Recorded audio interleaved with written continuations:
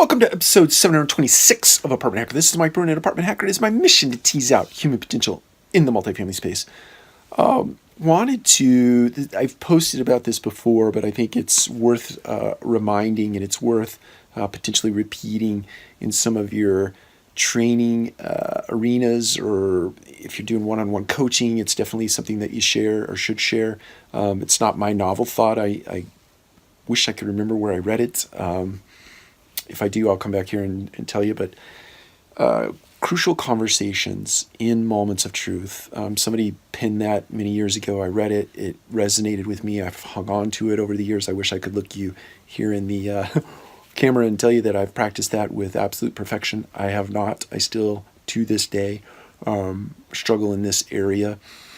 When you have conversations that are emotionally loaded, conversations that have the potential to be emotionally loaded, it's not easy to have a conversation where you're being critical of someone, or where you're giving them feedback that is in an effort to help them course correct or change behavior.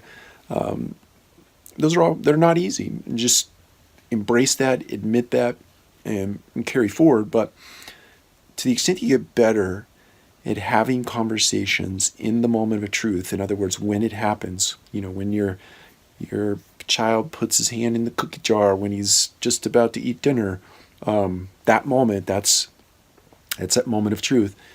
And have a courageous conversation where you do feel emotionally loaded, but you're able to govern those emotions and channel, so to speak, those emotions into a productive conversation for the person that you're talking with.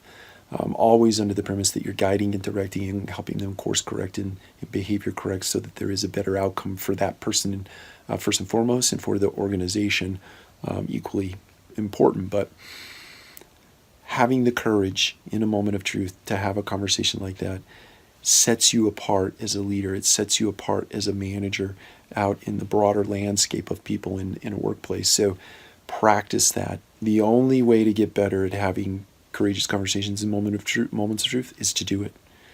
You can read all the books in the world, but they won't help. They won't help with the reps that are necessary to actually get good at that skill. And it's a skill that will be even more pronounced in the future as artificial intelligence and other automation makes its way into the multifamily space. So get focused on that. Take care. We'll talk to you again soon.